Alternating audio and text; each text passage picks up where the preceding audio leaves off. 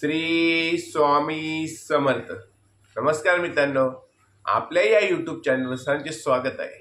आणि आज आपण बघणार आहोत मेष राशीची 7.5 सुरू झालेली आहे आणि मेष राशीची 7.5 सुरू झाल्यानंतर शनी महाराज तुम्हाला काय फळ देणार आहे, काय घटना तुमच्या आयुष्यात घडणार आहे याची सविस्तर माहिती आपण या व्हिडिओमध्ये जाणून घेणार आहोत। मित्रांनो बघा, मेष राशी ही राशीचक्रातली पहिल्या नंबरची रास आहे आणि मेष राशीचे स्वामी हे शनी महाराज आहे।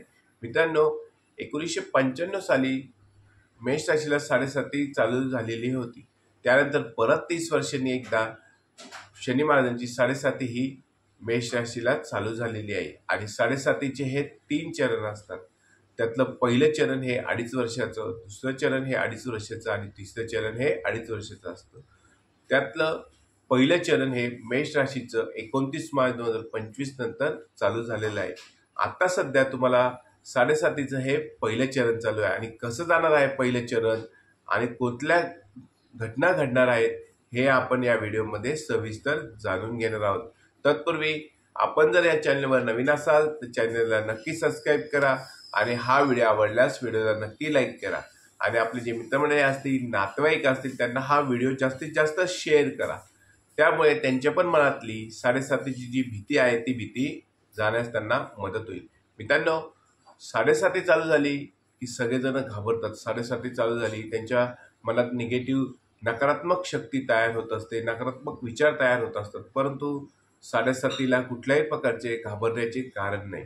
मी तुम्हाला या व्हिडिओच्या शेवटी 7.5वर काही उपाय देखील सांगणार आहे, ते सुद्धा उपाय तुम्ही नक्की फॉलो करा। त्यामुळे 7.5ची तीव्रता जी आहे ती कमी होण्यास मदत होणार आहे।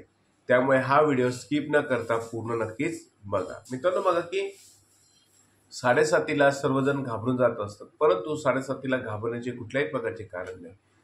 जसे तुमचे कर्म असते तसे शनी महाराज हे फळ देत असतात। त्यामुळे 7.5 तुम्ही चांगले कर्म करा, चांगले विचार ठेवा, नक्कीच 7.5चा प्रभाव हा तुम्हाला कमी होणार आहे आणि 7.5 सुद्धा चांगले दिवस तुमचे येणार आहे। रंक माणसाचा राजा होऊ शकतो आणि राजा माणसाचा रंक होऊ शकतो। त्यामुळे 7.5 कर्म चांगले ठेवा, विचार चांगले ठेवा, नक्कीच तुम्हाला फळ मिळणार आहे। आणि आता आपण बघूया की 7.5मध्ये कुठल्या घटना घडणार आहेत। तर त्यातली बघा मित्रांनो की काय काय घडणार आहे। त्यातलं म्हणजे की तुमचा प्रवास होऊ शकतो, लांबचा प्रवास होऊ शकतो, जवळचा प्रवास होऊ शकतो किंवा पायी सुद्धा प्रवास तुम्ही करू शकता। जर एखाद्या ठिकाणी तुम्ही पायी यात्रा सुद्धा जाऊ शकता, पायी यात्रेला तुम्हाला लोक घेऊन जाऊ शकतात। त्यामुळे तुमची पायी यात्रा सुद्धा होऊ शकते, लांबचा प्रवास होऊ शकतो। ज्यांना विदेशात जायचे आहे त्यांना विदेशात जाण्याचे स्वप्न सुद्धा येणाऱ्या 7.5च्या काळात पूर्ण होऊ शकते। फक्त तुम्हाला एकच लक्षात ठेवायचं आहे मित्रांनो की 7.5 चालू असताना आपल्या जिभेवर नियंत्रण ठेवायचं आहे, आपल्या क्रोधावर नियंत्रण ठेवायचं आहे। कुटुंबासोबत बोलताना, कुटुंबातील व्यक्तीसोबत बोलताना, मित्रांसोबत बोलताना, आपले जे व्यवसायातील लोक असतील, नोकरीमधले लोक असतील त्यांच्याशी, सहकाऱ्यांशी बोलताना नेहमी जिभेवर ताबा ठेवा। कुठल्याही प्रकारचा अपशब्द तुम्ही बोलताना वापरू नका। 7.5 चालू असताना खास करून तुम्हाला लक्षात ठेवायचं आहे मित्रांनो की जीभ खूप महत्त्वाचं काम करत असते। तुमचे बोलणे जेवढे चांगले असते तेवढेच तुमचं काम होत असतं। त्यामुळे आपल्या जिभेवर नियंत्रण नक्कीच ठेवा। त्यानंतरचा दुसरा मित्रांनो बघा की तुमचं खर्च 12व्या तुमच्या मेष राशीच्या 12व्या घरावर शनी महाराज आहे। म्हणजेच काय की 12वं स्थान हे खर्चाचं असतं।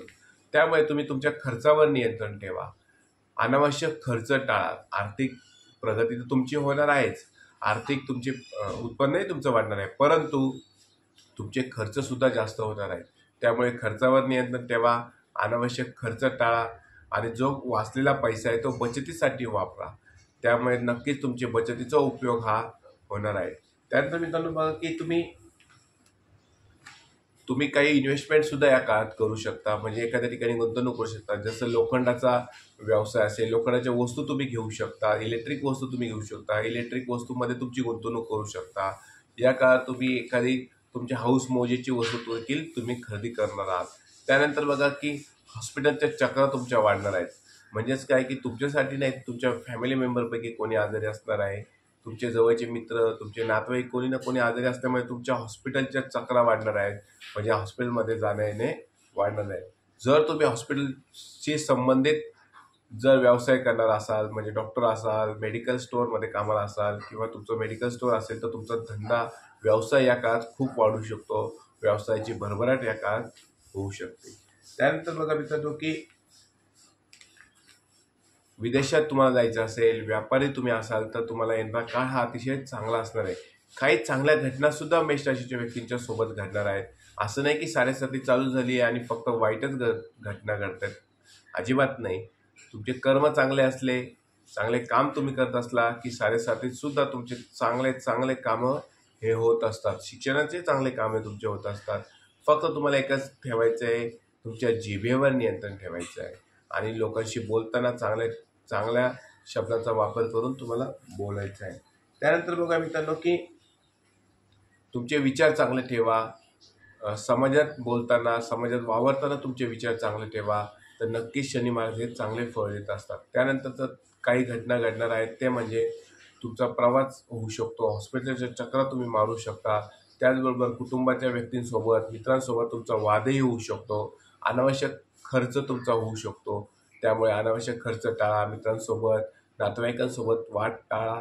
त्यानंतरचं बघा मित्रांनो की कर्ज खूप महत्त्वाची गोष्ट आहे की कर्ज काढताना थोडीशी सावधानगिरी बाळगूनच कर्ज काढा.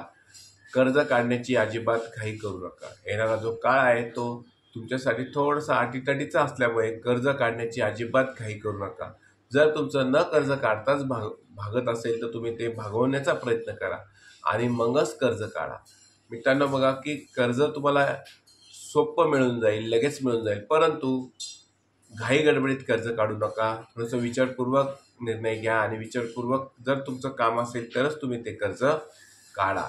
त्यानंतरचं बघा दुसरी घटना घडणार म्हणजे काय की एखादा व्यवसाय, एखाद्या ठिकाणी इन्व्हेस्टमेंट करायची असेल, शेअर मार्केटमध्ये तुम्ही इन्व्हेस्टमेंट करणार असाल तर विचारपूर्वकच इन्व्हेस्टमेंट करा.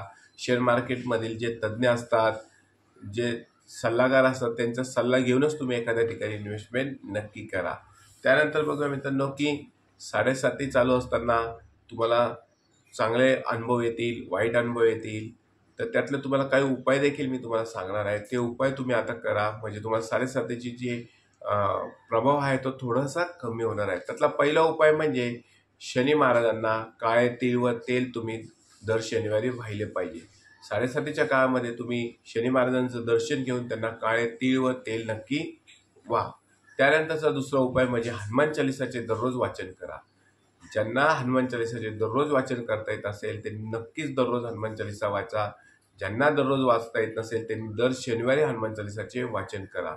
पशुपक्ष्यांना अन्नधान्य द्या. पशु असतात, पक्षी असतात, त्यांना अन्नधान्य खायला द्या. त्यामुळे तुमची साडेसातीची तीव्रता ही नक्कीच कमी होणार आहे. मित्रांनो बघा की साडेसातीमध्ये कुठल्याच प्रकाराला घाबरू नका. फक्त चांगले कर्म ठेवा, देवावर विश्वास ठेवा, स्वामींवर विश्वास ठेवा. तुम्ही ज्या देवाला मानता त्या देवावर विश्वास ठेवा आणि आपले कर्म करत राहा. मित्रांनो हा व्हिडिओ जर तुम्हाला आवडला असल्यास व्हिडिओला नक्की लाईक करा, चॅनलला सबस्क्राईब करा आणि कमेंटमध्ये श्री स्वामी समर्थ असे नक्की लिहा. आणि आपण कुठल्या गावातनं, कुठल्या शहरातनं हा व्हिडिओ बघत आहात हे सुद्धा कमेंटमध्ये नक्की सांगा. श्री स्वामी समर्थ.